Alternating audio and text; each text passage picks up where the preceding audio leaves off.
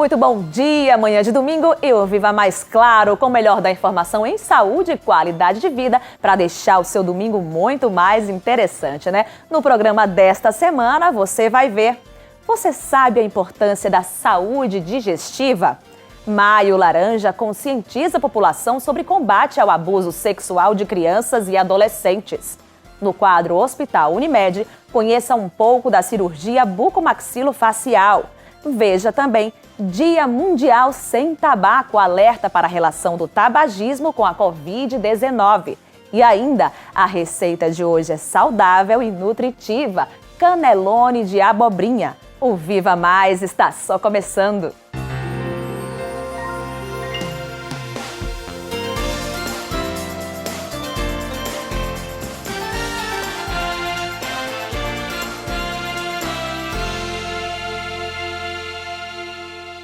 Ontem, 29 de maio, foi comemorado o Dia Mundial da Saúde Digestiva. Você sabe quais são os problemas mais frequentes que afetam o aparelho digestivo? Eu convido agora via Skype a gastroenterologista doutora Tereza Virgínia, cooperada da Unimed Sergipe, para explicar toda essa história para a gente. Muito bom dia, doutora Tereza. Eu já começo aí perguntando quais são os problemas mais comuns que acometem o nosso aparelho digestivo. Existem as gastrites, as úlceras, existem as diarreias e hoje em dia está muito em voga as doenças que afetam a microbiota intestinal, que você tem intolerância à lactose, intolerância à frutose, o SIBO, que é a síndrome do crescimento bacteriano, que talvez não seja muito comum você ouvir com esse nome. Mas essas doenças têm crescido e aparecido com bastante constância. E qual é a relação dessas doenças com alguns tipos de câncer, que é que o povo tem muito medo, né? Existe a gastrite atrófica, que tem uma relação com o câncer gástrico, e também o hábito alimentar é uma coisa muito importante. Comer muita carne leva ao risco de você ter o câncer gástrico. A alimentação é uma coisa bem balanceada. Existe um fato que a gente fala em medicina, que eu gosto muito de falar para o doente, a gente é o que come. Se você faz uma ingesta proteica boa, você ingere menos carboidrato e você faz atividade física, você vai zelando pela sua saúde. Então, essa carne excessiva não é uma coisa boa. A gordura é uma coisa péssima para o câncer gástrico. Aquela gordura lá da picanha, não se deve comer gordura, ele tem esse risco mesmo. E é contanto que a obesidade no aparelho digestivo tem uma relação grande com o câncer de cárdia, com o câncer de cólon. Então, um cuidado na hora de se alimentar é uma coisa importante. É verdade. Quais são aí os sintomas mais comuns de que tem algo errado com o nosso aparelho digestivo? A gente valoriza muito a coisa que a gente chama de mudança de hábito intestinal. Eu falo muito que eucinesia quantas vezes você vai ao banheiro sem incomodar. Tem pessoas que normalmente vão ao banheiro 2 vezes ao dia. Tem um que vai ao banheiro a cada 2 dias. Alguém botou na cabeça que o certo é evacuar todo dia, ir no banheiro todo dia para evacuar. Não é bem assim. Você pode ir 1 vez por dia e ser normal. Você pode ir 3 vezes por dia e ser normal. Ou de 3 em 3 dias, depende da sua eucinesia intestinal. Agora, a mudança do intestinal sempre pode ser um sinal de alerta. Não é essa mudança que você comeu muito amendoim, ou fez uma farrinha no final de semana e está com diarreia, ou comeu uma comida que talvez estivesse estragada. Essa não, é um doente que via. Que ele ia no banheiro, por exemplo, 2 vezes ao dia e começa a mudar, a ficar com o intestino preso, ou aquele que tem intestino preso e ele começa a soltar o intestino sem motivo. Isso é um sinal de alerta para você ir atrás de investigar o câncer de colo. Eu não sei se vocês sabiam que as pessoas a partir dos 50 anos entram em certo grau de risco de câncer de colo, devendo ser feita uma colonoscopia, uma videocolonoscopia a cada 5 anos. Ou seja, mesmo que você não tenha sintoma, tá na faixa etária de 60, 55, isso deve ser investigado. para fazer a prevenção. Câncer de colo é um dos cânceres de colo digestivo, do aparelho digestivo, do intestino. É um dos que tem crescido mais, por isso esse screening deve ser usado. É o famoso câncer coloretal, o câncer do intestino, não é isso? Exatamente. Porque você no intestino grosso, você vai ter o colo ascendente, o descendente, o sigmoide e o reto. É o famoso câncer coloretal. Certo. Tem uma bactéria aí que é muito temida, né? E até conhecida por muita gente, que é a pylori, aquela que se aloja no estômago. Gostaria que a senhora falasse um pouquinho dela aí. O Helicobacter pylori é uma bactéria, graças a Deus, nada parecido com o Covid-19, que existe realmente no estômago e tem uma certa relação com o câncer gástrico metaplásico. Então é uma bactéria que, uma vez ela presente, é interessante que você tente eliminar ela, que é eliminado com um combo de antibióticos e um protetor gástrico. Queria ressaltar que na hora que você trata o H. pylori, você tem que ter cuidado de não readquiri-lo. Isso ocorre como? Comendo frutas e verduras sem a limpeza certa. Por exemplo, toda vez que eu chego da feira com minhas verduras, independente do tempo de Covid, eu lavo ela com um pouquinho de detergente, bem pouquinho. Depois eu deixo ela numa vasilha com água ou vinagre ou um pouquinho de água sanitária, pode ser, ou água com vinagre ou água sanitária. Eu deixo lá ela um tempo para depois relavar lá e guardar. Porque por mais que a verdura venha bonitinha da feira, do supermercado, ela vai estar contaminada. Hoje em dia as pessoas estão tendo mais cuidado por causa do Covid, mas esse cuidado você tem que ter em relação ao H. pylori. É verdade. Quando a gente fala aí em saúde digestiva, tem um exame que tem muita gente que tem receio ainda de se submeter, que é a endoscopia. Como é que está isso hoje?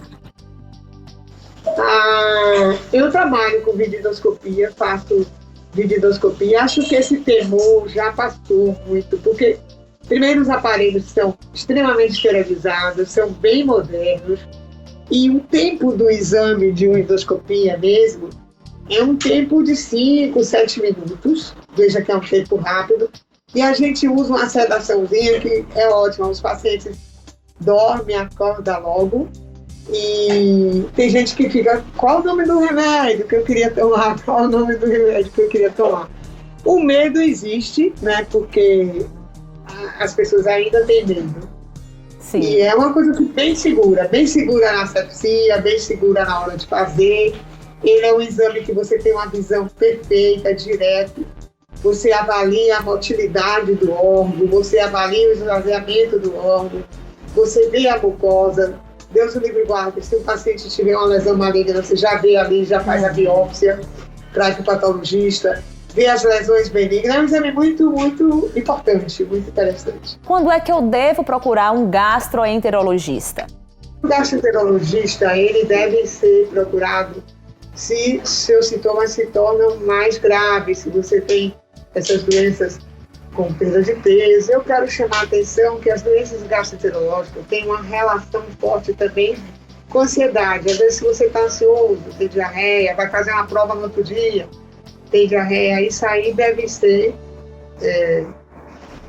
Isso a gente percebe muito a nível de consultório, que a ansiedade repercute em vários tipos de sintomas. Às vezes, fazendo até dificuldade de diagnóstico diferencial de uma dor cardíaca para uma dor gástrica. É por isso que falam que o intestino é o nosso segundo cérebro?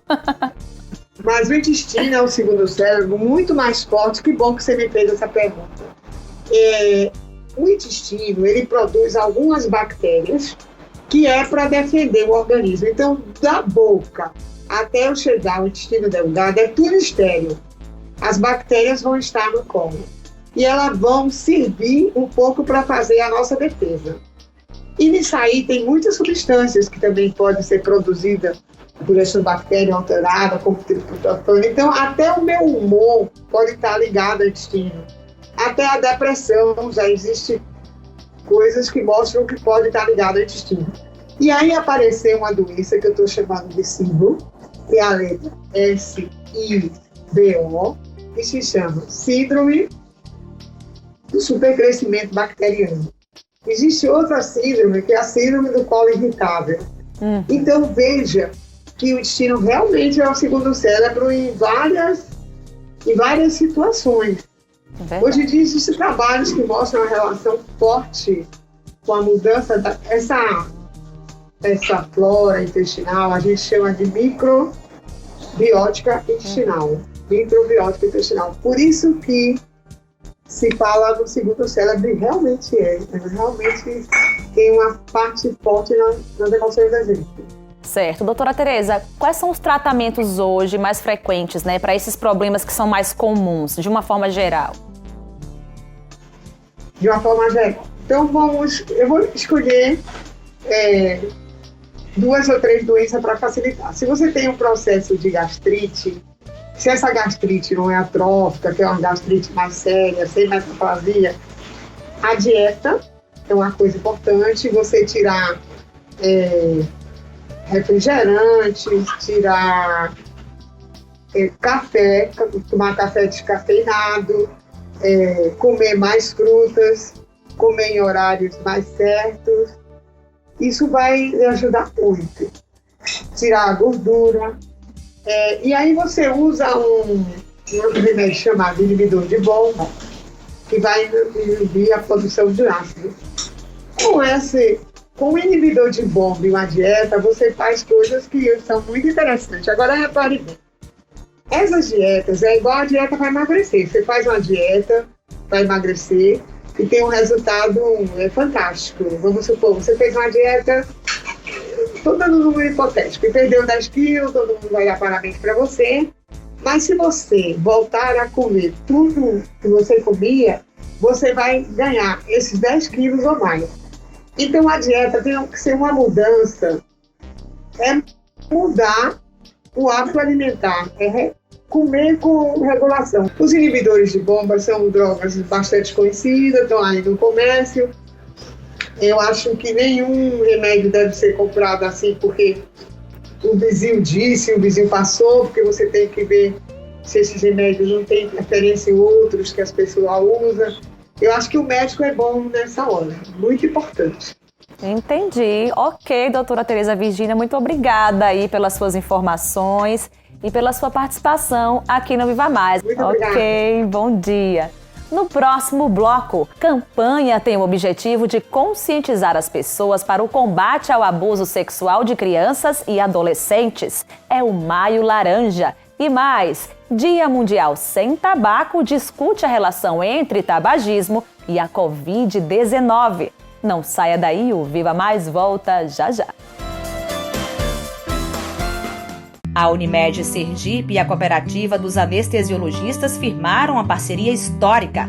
Agora, os clientes da Unimed Sergipe que buscam realizar procedimentos cirúrgicos não terão mais que arcar com os custos dos anestesistas.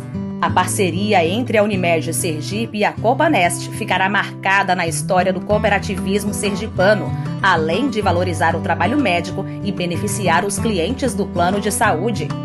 Mais conforto e segurança para os nossos clientes e cooperados. Unimed Sergipe, cuidar de você. Esse é o plano. Estamos de volta e veja só. O Maio Laranja é uma campanha que incentiva a denúncia de abuso e exploração sexual infanto-juvenil. Confira dicas de como identificar e ajudar quem sofre esse tipo de violência.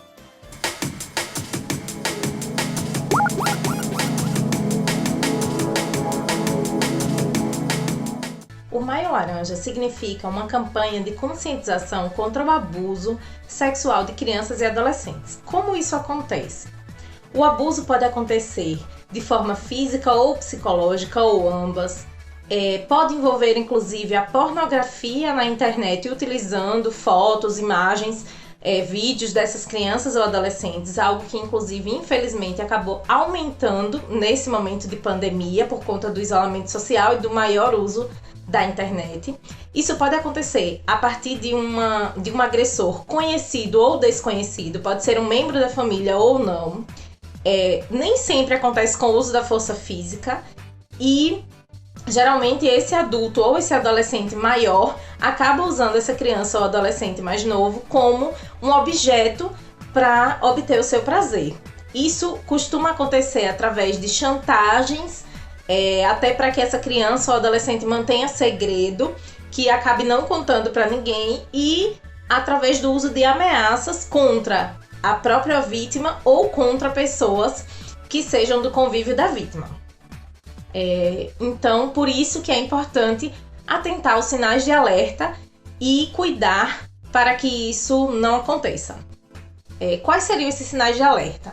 Mudanças bruscas no comportamento, mudanças repentinas, medos intensos, de repente medos exagerados de uma pessoa específica ou de um gênero específico. Então a criança passa a ter medo de todos os homens, por exemplo. Mudanças extremas de humor, muita irritabilidade ou muita tristeza, que a criança não apresentava antes, cisma ou rejeição de uma atividade que ela antes gostava, passar tempo demais com uma mesma pessoa que antes ela não passava, então é também um sinal de alerta. Se comportar de modo infantilizado, passar a fazer coisas, ter comportamentos, medos, birras, que são mais comuns para uma idade menor e que essa criança ou adolescente já não apresentava mais. Isolar-se, mudar muito o desempenho escolar, alterar muito o sono, a alimentação, passar a ter muitos segredos, se comportar de modo sexualizado, então passar a conversar muito, usando termos referentes a órgãos sexuais, palavras de baixo calão ou pornografia, ter muitas dúvidas sobre esse assunto, sendo que não seriam pertinentes à idade e antes não apresentava, usar um vocabulário muito sexualizado, comportamentos, brincadeiras, desenhos envolvendo órgãos genitais, isso com muita frequência, apresentar algumas alterações físicas, como por exemplo lesões pelo corpo ou nas regiões genitais, dores, evitação de contato físico, passar a ter muita vergonha ou a não querer, por exemplo, trocar de roupa, ou ter muito medo, ficar muito assustado quando alguém se aproxima. Sobretudo se a criança não era assim antes. Esses sinais de alerta, gente, eles não são sinais que se a criança ou adolescente apresentar um apenas, já é indicativo, tá? Seria um conjunto desses sinais, é preciso observar. E como é que os pais e a família podem ajudar? Orientar sobre partes do corpo que não devem ser tocadas, orientar sobre o fato de que não deve manter segredo com nenhum adulto, principalmente se não for alguém de confiança, ensinar a se defender, a falar qualquer comportamento estranho que aconteça ou qualquer aproximação desse tipo, falar para alguém de sua confiança, a mãe ou o pai, e quando essa criança ou adolescente falar algo nesse sentido, não duvidar, não culpar, acreditar, tentar proteger essa criança, explicar para ela que você está ali disponível, que vai apoiar, tentar investigar melhor a situação, né, entender melhor a situação, mas sem repreender essa criança ou adolescente, e buscar, claro, auxílio profissional e as medidas adequadas em termos de segurança. Que a gente consiga cada vez mais combater esse tipo de crime. Vamos ficar atentos e denunciar.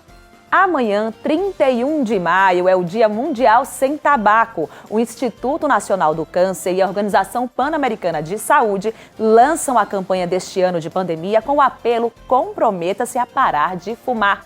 Especialistas alertam que o tabagismo é um fator de risco para a Covid-19. Confira as orientações de quem entende do assunto.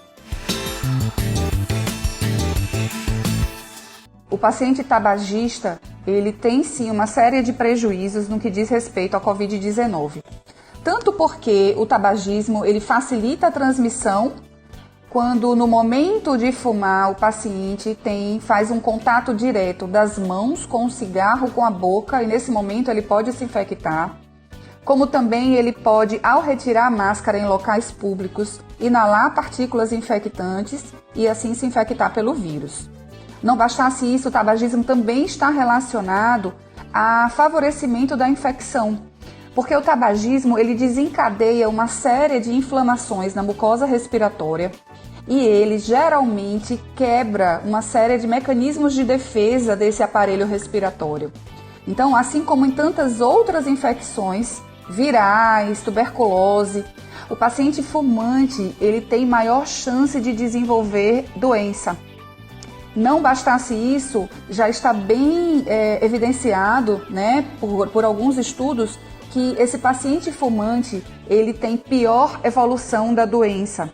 No momento em que ele se infecta, ele tem maior chance de desenvolver, de precisar desenvolver formas que necessitem de internação. Estando internado, ele tem maior chance de necessitar de UTI. E estando em UTI, ele tem maior chance de precisar de ventilação mecânica. Então, tabagismo e Covid definitivamente é uma relação que não dá certo. Não bastasse isso, os pacientes fumantes, eles têm comorbidades, podem ter comorbidades que também são fatores de risco para a Covid-19, tais como a DPOC, tais como o câncer de pulmão. Então, fica a mensagem para o Dia Mundial Sem Tabaco, que é o dia 31 de maio, de que todo paciente fumante pode, merece e deve buscar tratamento para essa doença. A gente tem que lembrar que tabagismo, além de ser doença, é fator de risco para tantas outras doenças. Então, busquem tratamento. Existem estratégias farmacológicas, estratégias comportamentais para que aumente a chance de sucesso desse tratamento. Então, busque isso com o seu médico pneumologista e desejo sucesso para todos aqueles que estão adoecidos pelo tabagismo. Informação de credibilidade sempre ajuda, né? A seguir, no quadro Hospital Unimed, conheça um pouco sobre a cirurgia bucomaxilofacial. E ainda, a receita de hoje é prática e saudável. Canelone de abobrinha. É daqui a pouquinho, logo depois dos comerciais. Você, colaborador Unimed, é o nosso maior patrimônio, nosso grande orgulho.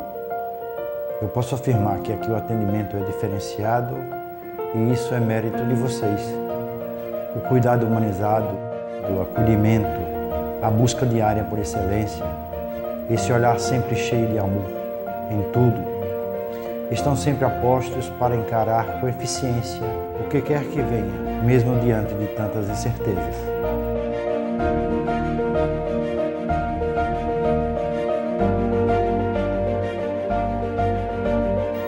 É isso que nos faz crescer, é isso que nos torna cada dia mais fortes e unidos.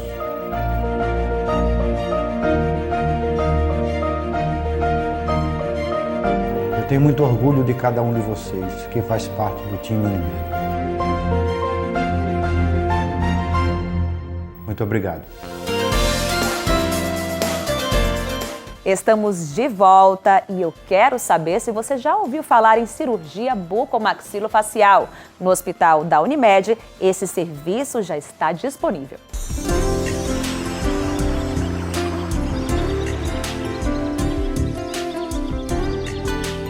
Olá, bom dia. Sou Breno Barbosa, sou cirurgião bucomaxilofacial e venho falar um pouco da especialidade e do serviço de cirurgia bucomaxilofacial que a Unimed vem proporcionando aos seus assegurados. Primeiramente, gostaria de agradecer ao programa Viva Mais pelo convite e também a todos os telespectadores que nos assistem nesse momento. A cirurgia e traumatologia bucomaxilofacial é uma especialidade da odontologia que visa o diagnóstico e tratamentos das doenças da cavidade oral, dentre eles traumatismos e deformidades faciais, sejam congênitos ou adquiridos, tratamento de cistos e tumores odontogênicos, infecções odontogênicas, remoção de dentes retidos e impactados, os famosos sisos, instalação de implantes dentários, enxertos ósseos, dentre outras cirurgias. Em outubro de 2020, a Unimed deu um importante passo na prestação de serviço aos seus assegurados, dando início ao serviço de urgência de cirurgia e traumatologia bucomaxilofacial no Hospital Unimed, no qual eu faço parte, junto com outros 6 colegas, numa escala de plantão 24 horas por dia, de domingo a domingo. Ou seja, um paciente do plano Unimed que venha ter qualquer acometimento, intercorrências na face ou na cavidade oral, seja um traumatismo facial, de um acidente, de uma agressão física, uma queda da própria altura, que gerou um trauma, até mesmo uma fratura facial, uma cirurgia odontológica que evoluiu para uma hemorragia, uma infecção odontogênica, esses pacientes eles podem procurar o serviço de urgência do Hospital Unimed e lá serão prontamente atendidos por um especialista. Compartilho com vocês uma breve estatística do nosso serviço de outubro de 2020 até o presente momento, no qual realizamos cerca de 60 atendimentos. E o mais importante, a grande maioria tiveram resolutividade na própria urgência, tendo alta hospitalar o mais breve possível. E algumas outras necessitaram de anestesia geral, ou seja, procedimentos a nível do centro cirúrgico. Dentre eles, operamos fraturas de mandíbula, fraturas de órbita, tratamentos de infecção odontogênica, e esses pacientes tiveram o acompanhamento da nossa equipe e a alta hospitalar posteriormente quando tiveram um quadro clínico favorável para a alta. Outro fator importante é que com o serviço de cirurgia bucomaxilofacial, os pacientes que necessitam de cirurgia ortognática, ou seja, aquelas cirurgias que o paciente tem um queixo muito para frente, precisa recuar, o inverso, um queixo muito curto, precisa avançar, excesso vertical de maxila, que tem aquele sorriso gengival, ou seja, essas cirurgias ortognáticas, bem como as cirurgias reconstrutivas, que os pacientes precisam passar por uma cirurgia de enxerto para posteriormente ter uma reabilitação oral protética, esses pacientes que necessitam de tais cirurgias, eles terão toda a cobertura do plano Unimed sem nenhum ônus para eles. Isso só vem ratificar todo o comprometimento da Unimed em prestar o melhor serviço de saúde e de qualidade aos seus usuários. E eu tenho muito orgulho de fazer parte desse serviço. O Hospital Unimed está localizado à Rua Campo do Brito, número 1000, no bairro São José. Mais informações, ligue 2106-4848. E agora vamos à receita da semana. Rolinho de abobrinha, falso cannelloni ou simplesmente cannelloni de abobrinha, como você preferir chamar. Alimento de baixo valor calórico e protagonista desta receita, a abobrinha é rica em antioxidantes, fonte de fibras e, por conter grandes quantidades de água na composição, ajuda na hidratação do corpo. Já o recheio leva ricota, derivado de queijo com baixo teor de gordura, e shimeji, cogumelo que também é leve e muito nutritivo. Não tem como dar errado, né? Acompanhe.